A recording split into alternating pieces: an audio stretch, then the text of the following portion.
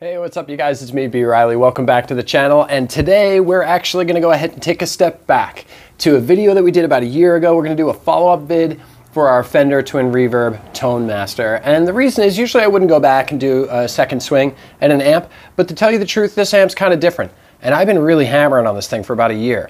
And a couple things have come up that I kind of wanted to share either way, to give you guys kind of a heads up if you are looking for one of these, that there are some upshots and downshots. But either way, it's still an interesting conversation to have. Let's get to it, and let's start off by plugging this thing, get some weird noises out of it.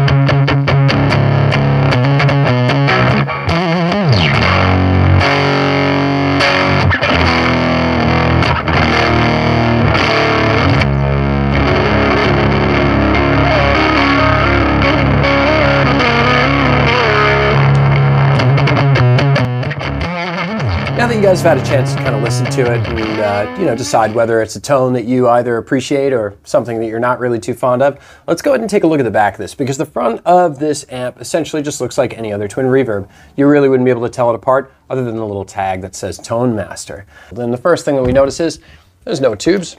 This is all empty right here. See, look at that. We've got these really light weights, specially designed 12 inches for this.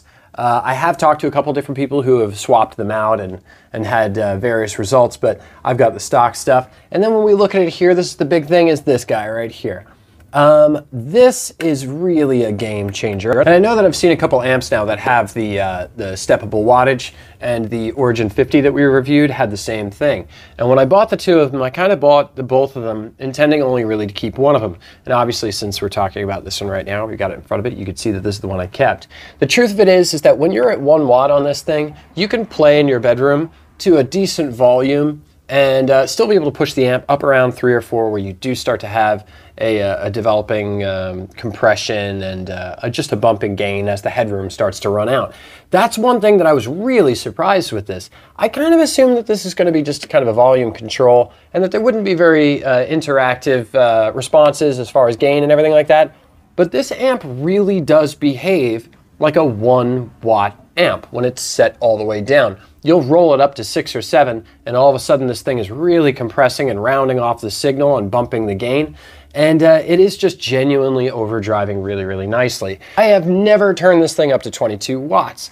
I find that funny. I used to have 40 watt amps and I would run out of headroom in no time. If this thing is set to 22 watts, it will blow your head off. Have I ever used it at a show where I had it off at 12 watts? I have not. Most shows now are mic'd up, so you really don't need that much volume anyway, although it's nice to have the kickback legs and have this thing pointed right at your head to kind of be defining on stage. But the truth of it is that you're really just not gonna use this 85 watt setting. Which does bring us to an interesting point. If you're not gonna use the 85 watt setting, maybe you don't need the Twin Reverb.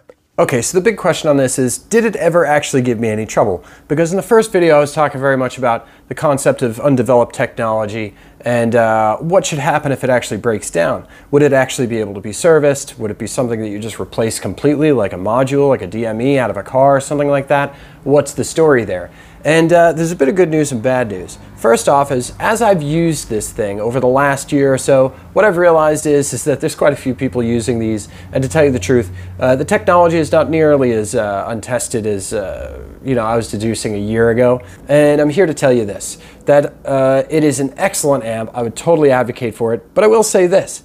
During one of the first big shows that I had out, I was doing this big street festival backing up this country music fella, and the amp did not boot up.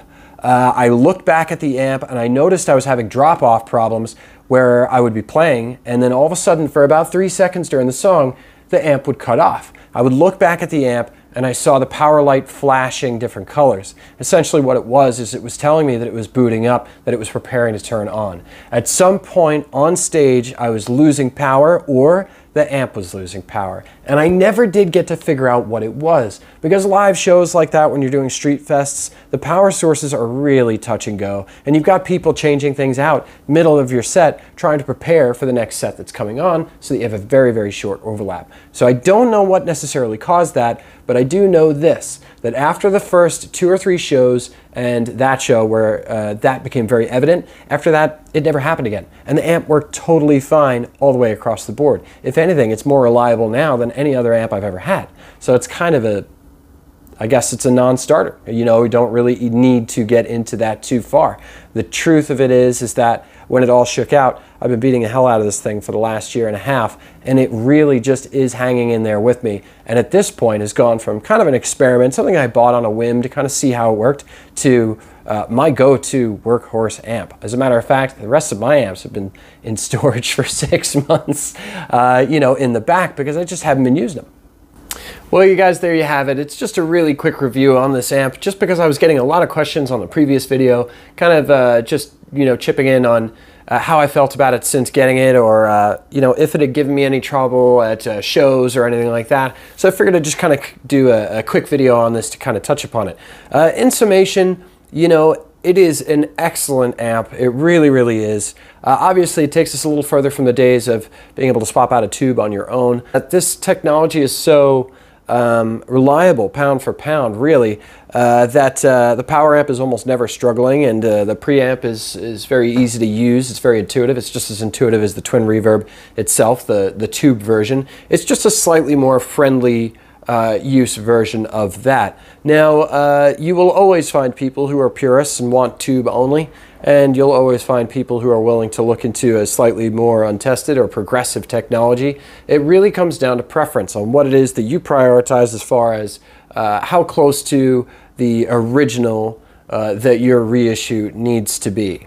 Now, for me personally, as I had mentioned in the last video, this has been a really great help for me. I'm arthritic. I'm 42 years old, and my wrists hurt a little bit once in a while, and carrying a 33-pound amp instead of an 85-pound amp into a show is just something that really helps me get a little bit more comfortable on stage. I'm not getting up there and I'm not fatigued or anything like that, and if my hand is bothering me a little bit, it's not too tough to carry. The power is great. The versatility is great because of the step attenuator.